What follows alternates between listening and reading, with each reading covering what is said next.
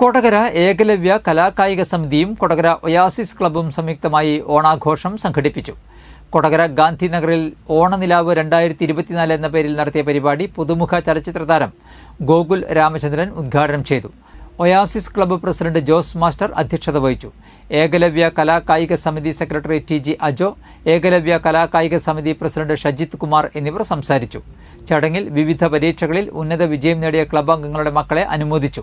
തുടർന്ന് തൃശൂർ കൈതോല നാടൻപാട്ട് കൂട്ടത്തിന്റെ നാടൻപാട്ട് നടന്നു.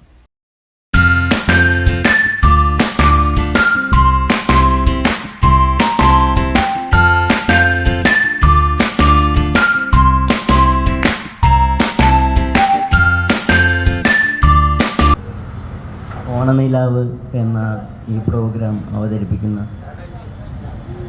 കണ്ടക്ട് ചെയ്തിട്ടുള്ള എല്ലാവർക്കും ഈ കമ്മിറ്റിയുടെ ഭാഗമായിട്ടുള്ള എല്ലാ അംഗങ്ങൾക്കും അഭിനന്ദനങ്ങൾ.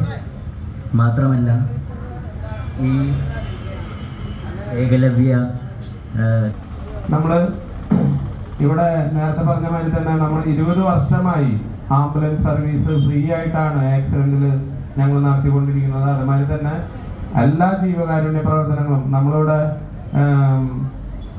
വീൽ ചെയർ, അതുമാതിരി തന്നെ എയർബെഡ്,